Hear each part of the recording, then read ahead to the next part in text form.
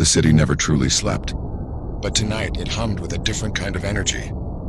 Maya stood on the rooftop of the abandoned power station, her fingers tingling with anticipation. Below her, the streets of Neo-Mumbai pulsed with neon light, a symphony of electricity that only she could truly hear. She was a conductor, one of the rare few born after the great blackout of 2047 who could sense, manipulate, and channel electrical currents through sheer will. The government called them assets. The corporations called them weapons. Maya called herself free. "You're late," a voice crackled through her earpiece. "Traffic was murder, Zain," Maya replied, rolling her eyes. "Literally. There was a drone crash on the skyway." Zain Chen was her handler, though she preferred to think of him as her partner in chaos. He worked from a hidden bunker somewhere in the old city, surrounded by servers that hummed a constant lullaby of ones and zeros. "The target is moving," Zain said, his voice tightening. "Prometheus Industries. They're transferring the prototype tonight. If we don't intercept it now..." "I know," Maya cut him off. She'd memorized the mission parameters 3 times over. The prototype was a neural interface capable of controlling an entire city's power grid. In the wrong hands, and Prometheus Industries definitely qualified as the wrong hands, it could turn millions of people into puppets, their every action dictated by whoever held the remote. She took a breath, closed her eyes, and reached out with her gift. The electrical signature of the city bloomed in her mind like a vast, glowing web. Every circuit, every wire, every spark of current revealed itself to her inner vision. And there, moving through the financial district, was an anomaly. A heavily shielded transport vehicle, its electromagnetic signature like a black hole in her perception. "Found them," Maya said. She opened her eyes and leaped off the rooftop. For 3 heart-stopping seconds, she fell. Then her hands shot out, grabbing the high-voltage transmission lines that crisscrossed the city. Most people would have been instantly electrocuted. Maya felt the current rush through her like a lover's embrace, and she pulled. The electricity obeyed, propelling her forward along the power lines in a controlled arc. She swung through the air, a human pendulum conducting 4,000 volts through her body without breaking a sweat. This was her element, her home. In the electrical flow, Maya wasn't just alive, she was transcendent. She landed on the rooftop of a corporate tower and sprinted across its length, her enhanced senses tracking the transport vehicle below. 3 blocks away, 2 blocks, 1. "Zain, I need a blackout. Just the financial district. 30 seconds. "Maya, that'll affect 500,000 people." 30 seconds, she repeated, her voice hard. "Or we lose the prototype forever." There was a pause. Then, "You owe me dinner for this. Somewhere expensive. Deal." The lights went out. Maya didn't hesitate. She dove off the tower, arms outstretched, and seized the now powerless traffic control systems with her mind. Hovering drones began to fall from the sky, their anti-gravity systems offline.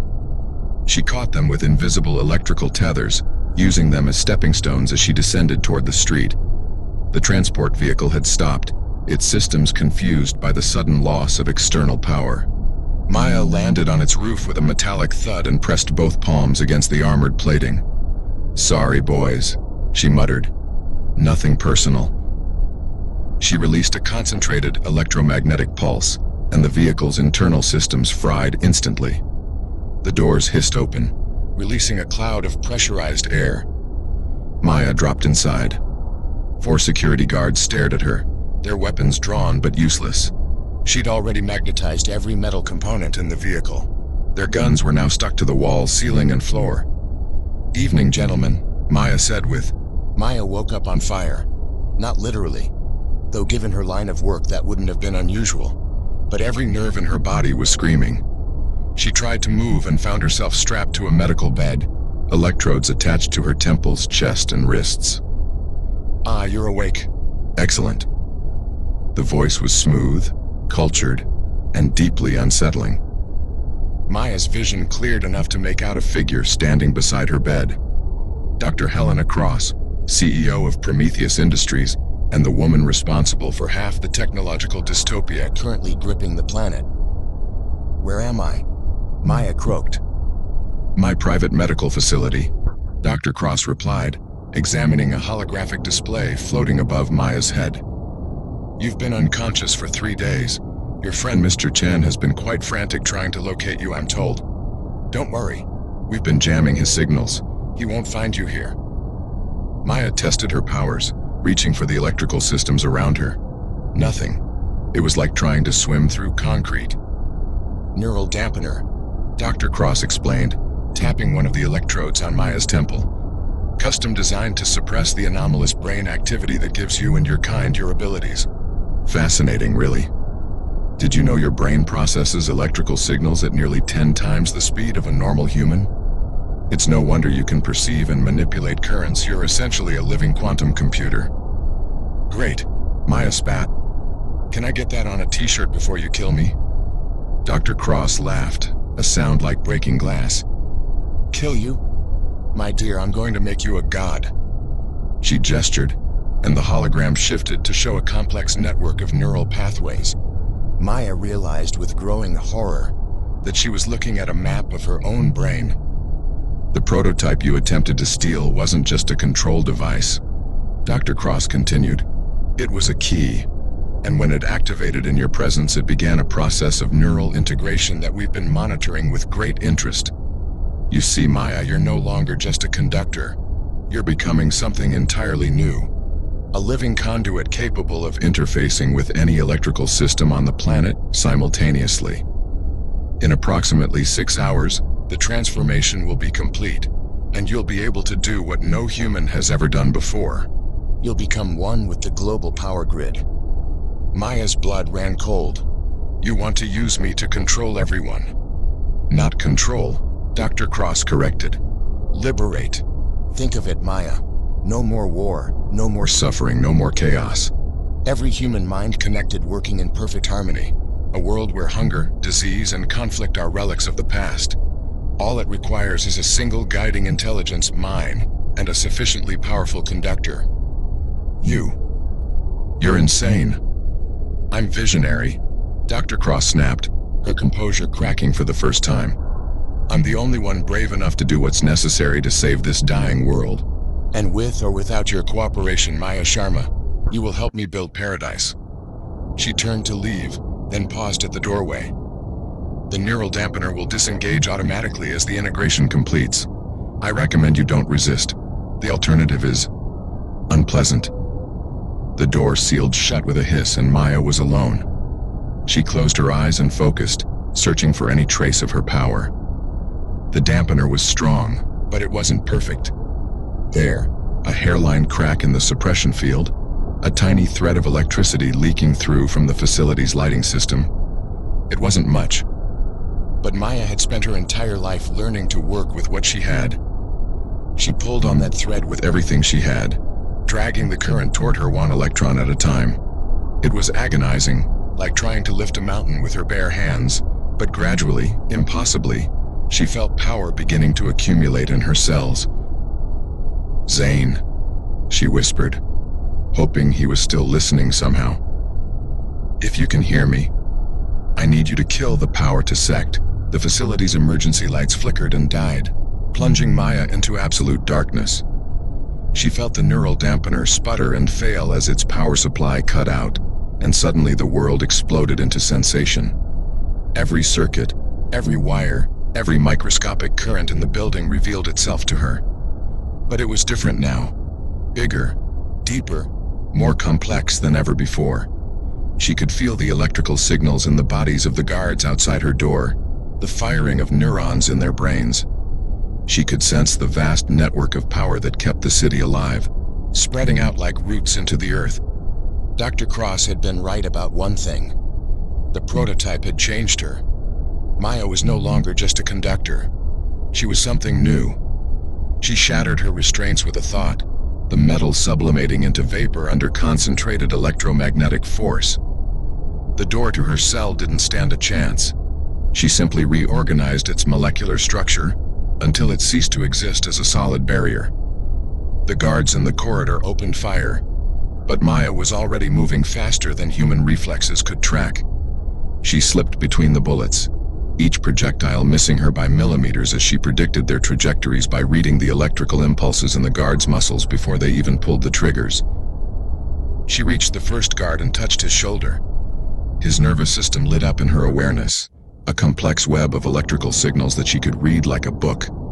With surgical precision, she sent a pulse through his vagus nerve, and he dropped into unconscious but unharmed sleep.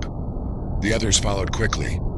Maya didn't kill, she'd made that promise to herself years ago. But she had no problem putting people down for a long nap. Zain, I'm out. Where's the prototype? His voice crackled through the facility's intercom system. Apparently, he'd hacked the entire building. Sub-basement 3. Maya, there's something you need to know. Not now. I need to destroy that thing before Cross can use it. That's what I'm trying to tell you. You can't destroy it. It's synchronized with you. The neural integration is complete. If you destroy the prototype, you'll kill yourself. Maya skidded to a halt in the corridor. What? The prototype isn't just a device anymore. It's entangled with your neural patterns at the quantum level. You're essentially two parts of the same system now. Destroy it, and you'll lobotomize yourself. Or worse. There has to be another way. There is, Zain said quietly. But you're not going to like it. Maya resumed running. Try me. You have to integrate with it completely. Take control of the system before Cross does. You'll be able to shut down Prometheus from the inside, erase all their research, make sure no one can ever replicate what they've done to you. And then what? Become the very thing Cross wanted, a living weapon? No, Zain said. Become something better. Use the power to help people, Maya, the real people who need it. Not by controlling them, but by protecting them. Maya reached sub-basement 3 and found herself facing a massive vault door. She placed her palm against it and felt the intricate electronic lock mechanisms within. With a thought, she unraveled them all and the vault swung open. The prototype floated in the center of the room, encased in a shimmering field of pure energy. It had grown since Maya last saw it, fed by the facility's power systems. It looked less like a device now and more like a living thing. A crystalline sphere shot through with veins of light that pulsed in rhythm with her own heartbeat. Dr. Cross's voice echoed through hidden speakers. I knew you'd come. The integration has drawn you here like a moth to flame. Don't fight it, Maya.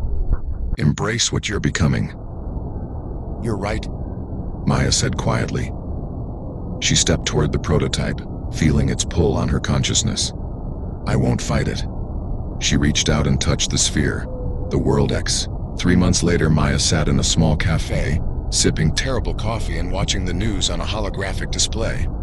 Prometheus Industries had collapsed, its assets seized by the government and redistributed to humanitarian projects. Dr. Cross was in custody, facing charges for illegal human experimentation. The world had changed in subtle ways since Maya's remix of the prototype. Conductors were coming out of hiding, using their gifts openly to help communities. Power outages in underserved areas were becoming rare as conductors volunteered to stabilize grids. Renewable energy projects were flourishing with the help of people who could sense and optimize electrical flow with supernatural precision. It wasn't paradise, but it was better. You know, Zain said, sliding into the seat across from her. You never bought me that expensive dinner you promised. Maya grinned. I was unconscious and being held hostage. That seems like a reasonable excuse. Excuses, Zain teased. But he was smiling. Seriously though, Maya, what you did, what you're still doing, it's making a difference. There are kids out there who can do what you do, and they're not scared anymore. They're heroes. They were always heroes, Maya said softly. They just needed someone to show them it was okay to shine. Her phone buzzed with an alert. Another call for help. A hospital in New Delhi with a failing backup generator and patients on life support. Maya stood, finishing her terrible coffee in one gulp. Duty calls? Always, Maya replied, but she was smiling as she said it. She walked out into the bright Mumbai afternoon, feeling the city's electrical heartbeat synchronize with her own. Somewhere above, power lines hummed with anticipation. waiting to carry her wherever she needed to go. Maya closed her eyes, breathed deep, and let 4,000 volts of pure energy flow through her veins. Then she flew. The end.